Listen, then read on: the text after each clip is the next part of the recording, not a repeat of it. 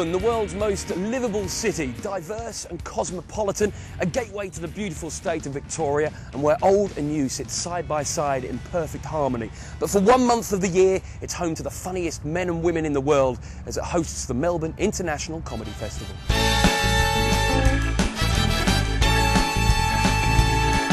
My cheeks are killing me from laughing so much. Brilliant, really great. There were times where I just couldn't catch my breath from laughing so much. It was really, really good. I just love the atmosphere, you know. I thought it was pretty funny. Just such a great atmosphere. We have a ball every time we come along. Incredibly funny. The city comes alive. It's beautiful. Look at this, it's buzzing. How could you not enjoy this?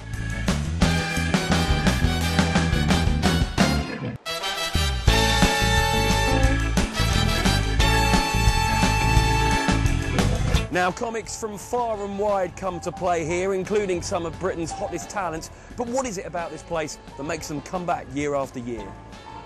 I think it's got a really fantastic sense of ownership from all of the Australian comedians who, because it was Australian comedians who sort of got it off the ground and got it going in the first place. So it's a bit like a month-long party where everyone's friends come from all over Australia and hang out for a month. And Melbourne audiences are fantastic and have got a long history of being really supportive of comedy. We've always had a lot of really good venues here. It just gets bigger every year. The quality, I think, gets better of the shows every year as well.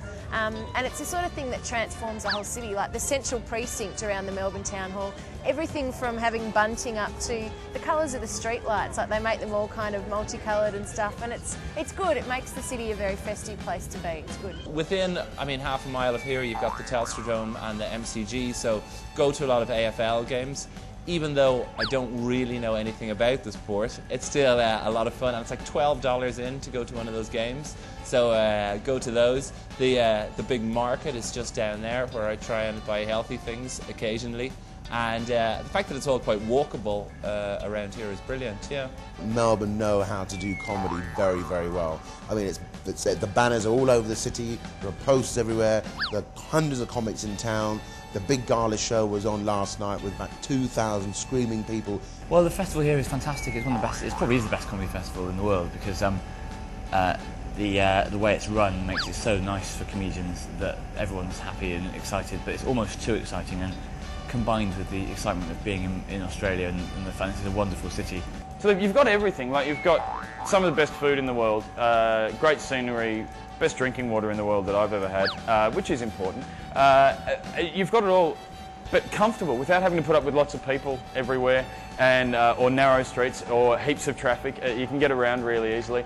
And I find conversations in Melbourne are longer and nicer than anywhere in the world that I've travelled. The joy of Victoria is that within an hour of Melbourne you've got wine growing areas in the Yarra Valley, you've got farmland, you've got Hanging Rock, Mount Macedon, and then you've got the beaches, you've got like beautiful countryside and great little, old country towns and beach and penguins and pretty much everything that a tourist wants to see when you come to Australia.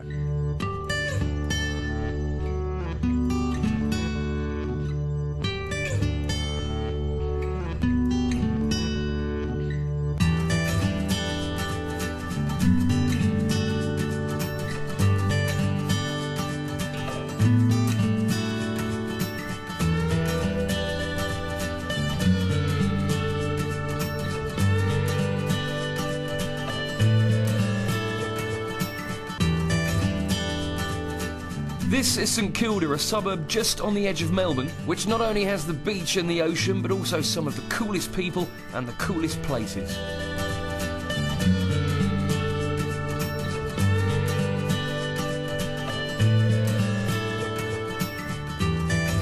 Now, all the way through the festival, you'll see lots of laughing and smiling faces, none more so than this chap, Mr Moon, which is also the entrance to the iconic Luna Park. But what does he and everybody else have to laugh about? This is Yamaha's breakthrough keyboard from 1986. This is the Yamaha Portasound. It's a brand new show, and Melbourne's the premiere of it, but I'm going to take it to Edinburgh this year and all around the world. And it's one story for an hour, and it's a story of a 10-year practical joke war between my dad and his best mate. PSS 260 right here. It's got 15 sounds on it. Some beauties. This is the saxophone. you would swear John Coltrane had just appeared there. The trumpet, not a million miles from the saxophone, you'd have to say. The idea of the show is it's me trying to deal with, with my own short temper, basically. And the synth is brilliant because, okay, hang on, let me just get this right. Check this out.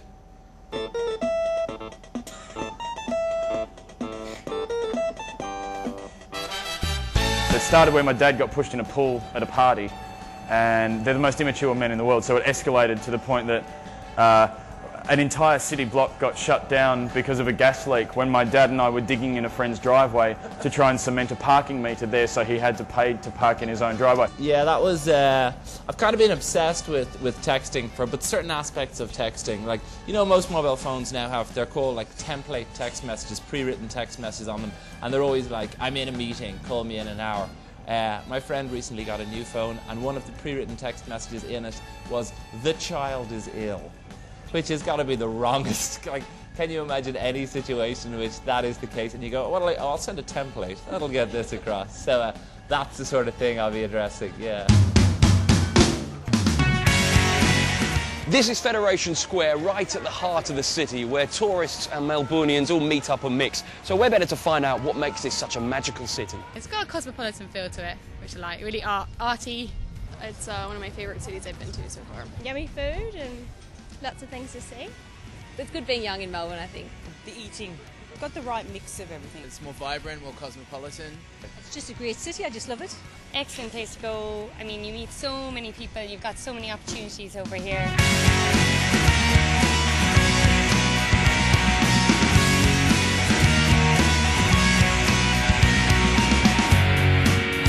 And even if you go to the little towns like Chapel Street or Bran, or we were just in Brunswick there, there's these little cafes, little coffee shops, little wine bars. Got everything, whatever you need, it's here in Melbourne. It's always good places to go out, great nightlife. The cafes, the great atmosphere. Melbourne's a place to be. The people around here are just nice and friendly. Well, Victoria's fantastic. There's so much to do, whether it's the nightlife, whether it's coming to the comedy festival, or whether it's just having a look around during the day. It's safe. You can walk the streets, you can have a good time. It's clean. And if you're watching this, you need to come here because you can experience a little bit of magic. So that's the end of our trip to Melbourne and the International Comedy Festival. And although the sun may be setting, the laughs are just going to keep on coming. Oh, that's beautiful. But I can't end it like that. We've got to end it on a song. Hang on, maybe I can try and attract some girls. Hang on, let's just see if this has any effect with the ladies right here.